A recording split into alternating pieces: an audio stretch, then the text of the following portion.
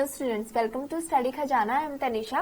Last lecture में हमने modulus of elasticity के बारे में पढ़ा था और उसके टाइप्स के बारे में सिर्फ नेमिंग पढ़ी थी। ठीक है, अब उन टाइप्स को डिटेल से पढ़ना है। ठीक है, उनमें डिटेल से पढ़ने की जरूरत है क्योंकि वो एग्जामिनर पूछता है। ठीक है, और वो बहुत ज्यादा इंपॉर्टेंट टॉपिक हो जाता है मॉडुलस ऑफ इलास्टिसिटी में। ठीक है, 3 टाइप्स बताए थे मैंने। First one is Young's modulus, bulk modulus and the third one is modulus of elasticity. ठीक है, तो हम यहाँ पे आज करेंगे फर्स्ट। ठीक है, इस वीडियो में हम करेंगे यंग्स मॉडुलस।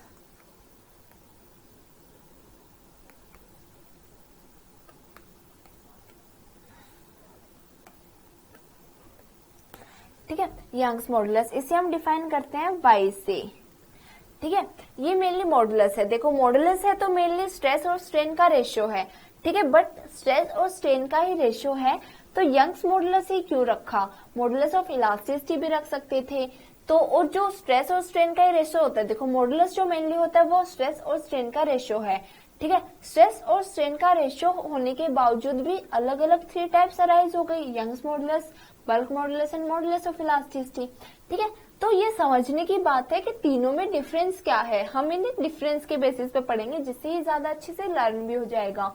ठीक है, तो यंग्स मॉडुलस मेनली होता है, it is the ratio defined by the normal stress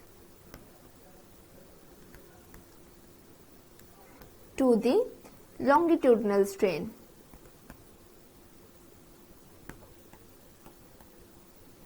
ठीक है, अब आप देखो लॉन्गिट्यूडनल स्ट्रेन क्या था हमारा, डेल्टा एल बाय एल है ना। लॉन्गिट्यूडनल लेंथ के अलोंग जब हमारा चेंज आया था, और जो स्ट्रेन क्या होता है वो change in configuration upon original configuration होता है। तो चेंज इन कॉन्फ़िगरेशन एल में क्या थी, लेंथ में डेल्टा एल और वैसे एल। ठीक है, तो लॉन्गिट्यूडनल स्ट्रेन और ठीक है रेशियो किसका, ये normal stress to the longitudinal strain, that is it is defined as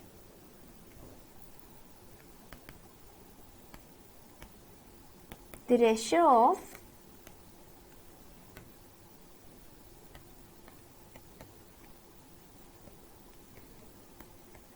longitudinal strain, sorry, it is the ratio of normal stress to the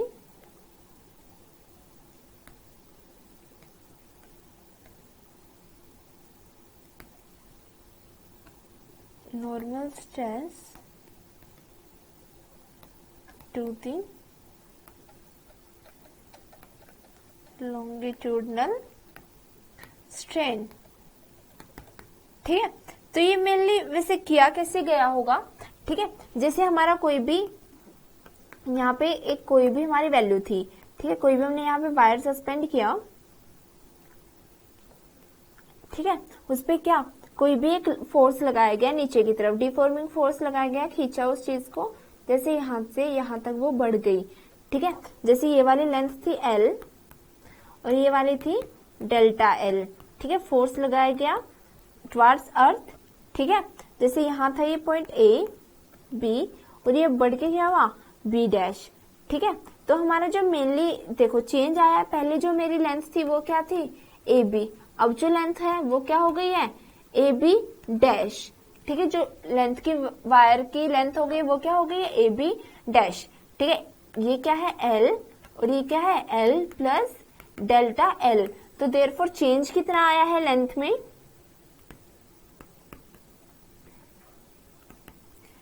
A B dash minus A B, that is L minus L, L plus delta L. ठीक है, ये अच्छे से लिखो इसे, L plus delta L. तो ए B क्या है L plus delta L minus L, L से एल कैंसिल आउट हुआ तो चेंज क्या है सिर्फ delta L, that is B B dash. ठीक है, तो यहां से जो मेरी लॉन्गिट्यूडनल स्ट्रेन हो जाएगी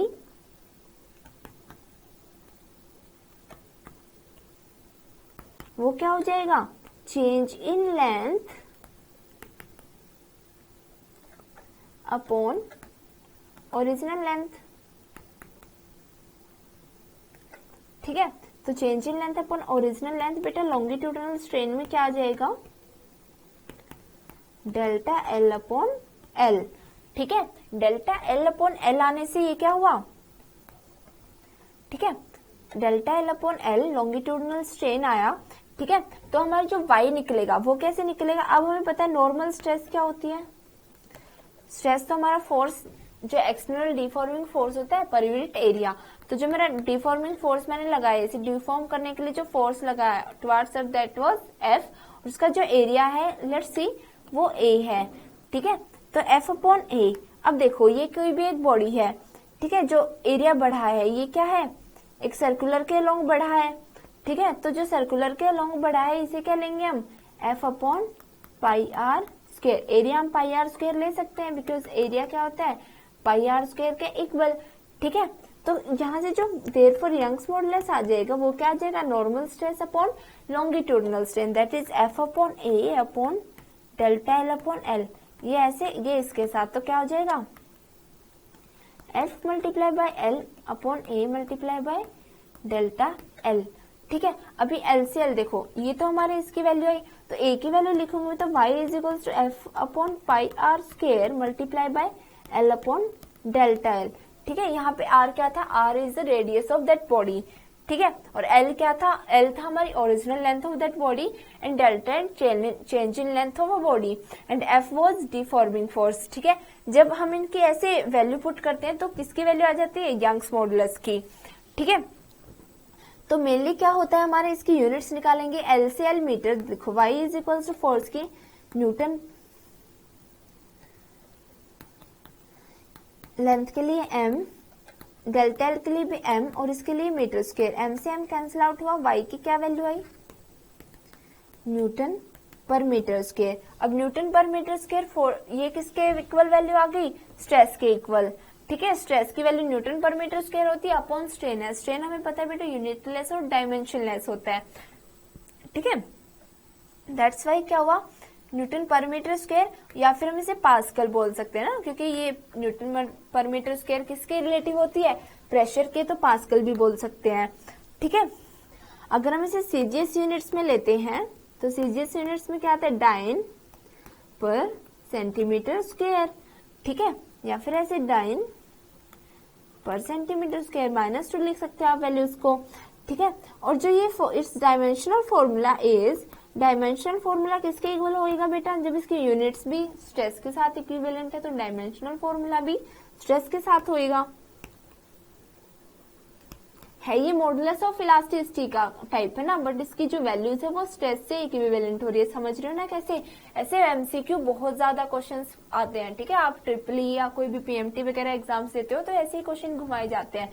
आप वैसे देखो कि मॉडुलस ऑफ इलास्टिसिटी है और साथ में उसका क्या आएगा इक्विवेलेंट टू, ठीक है, कि किससे इक्विवेलेंट है, तो प्रेशर से इक्विवेलेंट है ये, ठीक है, क्योंकि प्रेशर से इसकी यूनिट्स मिल रही है, प्रेशर से और स्ट्रेस से इक्विवेलेंट है, ठीक है। तो देखो डायमेंशनल फॉर्मूला इसका क्या होगा, m l -1 t -2, ठीक है, यही इसका क्या होगा डायमेंशनल फॉर्मूला, ठीक है।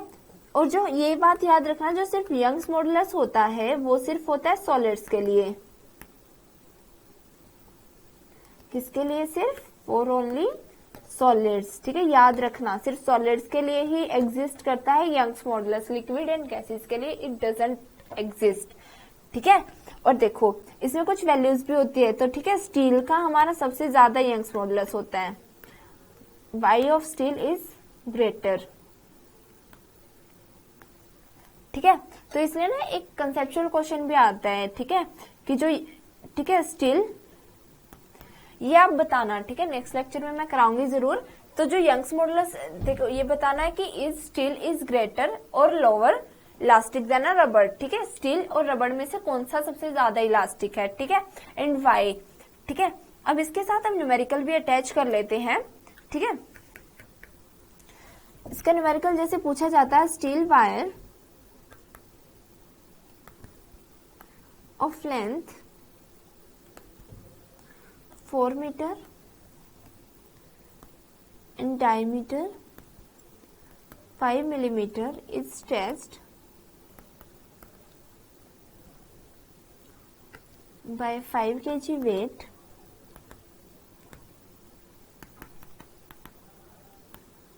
find the increase in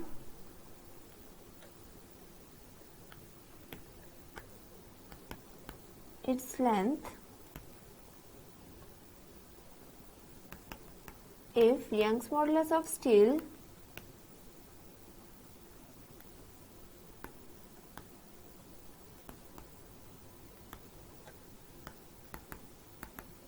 to 2.4 into 10⁻12 dyne पर सेंटीमीटर स्क्वायर। ठीक है, एक स्टील वायर की क्या दे रखी है बेटा, लेंथ दे रखी है 4 metre and diameter 5 millimetre is stressed by 5 kg weight भी दे रखा है। Find the increase in length, increase in length निकालना। आप सबसे पहले देखो y क्या होता है मेरा, y होता है f upon pi r square l upon delta l। मुझे क्या निकालनी है, डेल्टा l निकालनी है। मुझे l भी दे रखी है, वेट भी दे रखा है। ठीक है, वेट दे रखा, वेट से क्या निकालेंगे हम, वेट से सबसे पहले तो फोर्स निकाल लेंगे। ठीक है, अब देखो यहाँ पे जो वेट है, वेट क्या होता है, मेनली mg होता है। mg वो क्या होता है, फोर्स के इक्वल। ठीक है, तो वेट क्या दे रखा है, वेट दे रखा है 5 kg। तो kg में करेंगे तो ग्राम में करेंगे 5 इंटू 10⁻³ ग्राम, दैट इज 5000 ग्राम। ठीक है, हमें फोर्स की वैल्यू मिल गई है। यंग्स मॉडुलस की वैल्यू गिवन है ना 2.4 इंटू 10⁻12। ठीक है, इक्वल्स टू फोर्स की वैल्यू 5000 मल्टीप्लाई एल कितना गिवन है, एल है 4 मीटर। ठीक है, पाई, पाई की वैल्यू हम लिखेंगे 22/7 आर स्क्वायर। देखो 5 मिलीमीटर क्या दे रखा है हमें, ठीक है 5 मिलीमीटर हमें दे रखा है डायमीटर, तो रेडियस क्या हो जाएगी 5/2 दैट इज 2.5 और मिलीमीटर में दे रखा है दैट इज 10⁻³ मीटर। ठीक है, तो यहां से इंटू 2.5 इंटू 10⁻³ स्क्वायर। ठीक है, 2.5 मिलीमीटर है ना, मिलीमीटर है तो मीटर में करेंगे तो इसे है ना वही हो जाएगा 10⁻³ का स्क्वायर और मल्टीप्लाई देखो ये क्या है 4 मीटर में गिवन है ना, तो यहाँ से देखो 2.5 इंटू 10⁻³ और क्या गिवन है, डेल्टा एल हमें निकालनी है। ठीक है, तो अगर मैं इन सारी वैल्यूज को इक्वेट करूंगी delta L is equals to, अगर मैं इसे इस तरफ लेके जाऊं डेल्टा एल को उस तरफ, तो 5000 multiply by 4 metre upon, sorry जो वेट होता है हमारा क्या होता है, वो होता है mg। मास ये गिवन है, g की वैल्यू 9.8 मीटर पर सेकेंड स्क्वायर। ठीक है, तो 9.8 से भी जब इसको मल्टीप्लाई करेंगे, मल्टीप्लाई बाय 9.8 22/7 मल्टीप्लाई बाय 7 कहाँ चला जाएगा, 7 ऊपर। ठीक है, और यहाँ से मल्टीप्लाई करेंगे 10⁻⁻6 हो जाएगा, ये भी ऊपर जाके +6 डिवाइडेड बाय 0.25 को 6.25। ठीक है, और यहाँ से जो वैल्यूज आएगी 2.4 इंटू 10⁻12, इसे कट करेंगे ये 6 आएगा। ठीक है, ऊपर जाके ये -6, तो जब इन्हें इक्वेट करेंगे हम, तो जो इक्वेट करने के बाद आएगी वो आएगी delta L is equals to 0.0041 centimetre. ठीक है, आप इक्वेट कर लेना, साइंटिफिक कैलकुलेटर होगा। ठीक है, 0.0041 सेंटीमीटर। तो सिंपली क्या दे रखा था, इसमें मास दे रखा था, तो मास से हम mg यूज करके फोर्स की वैल्यू निकाली। एल भी गिवन था, y की भी वैल्यू गिवन थी, डायमीटर गिवन था, रेडियस निकाल ले, रेडियस से फिर हमें पता है एरिया क्या होता है पाई आर स्क्वायर। ठीक है, तो ऐसे इक्वेट करी सिर्फ वैल्यूज और हमने निकाली, हमने कितनी ज्यादा हमारा एक्सटेंशन आया लेंथ में। ठीक है, ये वाला न्यूमेरिकल इंपॉर्टेंट है जो मैं आप कराने जा रही हूँ। The ratio of radii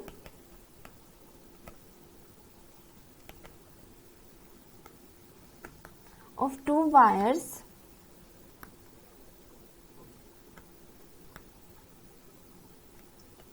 of same material is 2:1 if these wires are stressed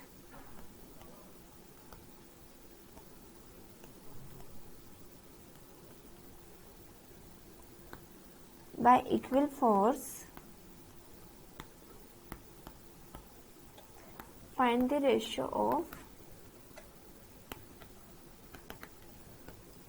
stresses produced in them। ठीक है, ऐसा क्वेश्चन बहुत पूछा जाता है। ठीक है, ratio of radii of two wires of same material is 2:1। Ratio of radii दे रखा है R1:R2 दे रखा है 2:1। ठीक है, if these wires are stressed by equal force है, फोर्स की वैल्यू क्या गिवन है, सेम, तो क्या निकाला, फोर्स। ठीक है, हमारा स्ट्रेस पे क्या इफेक्ट हुआ है। ठीक है, तो हमें पता है स्ट्रेस क्या होता है,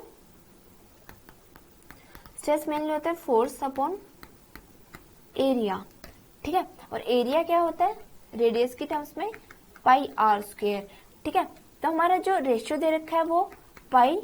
ठीक है, हम रखेंगे फोर्स की वैल्यू, मानो मेरी लेट है F। ठीक है, तो स्ट्रेसेस मेरे क्या हो जाएंगे, S1 क्या होगा, देखो S1 होगा force upon πr1²। Similarly S2 क्या हो जाएगा, F अपॉन πr2²। ठीक है, तो जो मेरा रेशियो आएगा वो क्या आएगा, S1 अपॉन S2 क्या आएगा, F upon πr1² upon F upon πr2²। या फिर आप सिंपली देखो F अपॉन पाई सेम है, ये कैंसिल आउट हो जाएंगे, और जो मेरा S1 है वो directly inversely proportional to R1² और S2 है वो इनवर्सली प्रोपोर्शनल टू R2²। तो यहाँ से जो मेरा S1 अपॉन S2 का रेशियो आएगा वो क्या आएगा, R2² अपॉन R1²। ठीक है, और जो मेरा R1:R2 का रेशियो क्या गिवन था, 2:1। तो यहाँ से मेरा R1 2, तो ये 1² अपॉन 2²। ठीक है, तो जो मेरा S1 अपॉन S2 जो मेरा स्ट्रेसेस का रेशियो आएगा वो क्या आएगा दोनों बॉडीज में, 1:4। ठीक है, तो ऐसे कंसेप्चुअल क्वेश्चन बहुत पूछे जाते हैं। यहाँ से आप यंग्स मॉडुलस भी देख सकते हो। यंग्स मॉडुलस क्या होता है, डायरेक्टली प्रोपोर्शनल टू स्ट्रेस। ठीक है, तो जो Young's modulus of those bodies ratios क्या आ जाएंगे, 1:4। ठीक है, क्योंकि जो स्ट्रेन है वो तो कांस्टेंट होएगा। ठीक है, तो जो यंग्स मॉडुलस का भी रेशियो आएगा वो भी 1/4 आ जाएगा, अगर जो एक्सटेंशन ऑफ लेंथ है दोनों में वो भी सेम हुई होगी। ठीक है, तो यंग्स मॉडुलस या फिर स्ट्रेसेस का रेशियो पूछा जाए तो वो ऐसे निकाला जाएगा। ठीक है, नेक्स्ट लेक्चर में मॉडुलस ऑफ इलास्टिसिटी के कुछ अलग से टाइप से वो करेंगे। इसमें इतना ही, थैंक यू सो मच।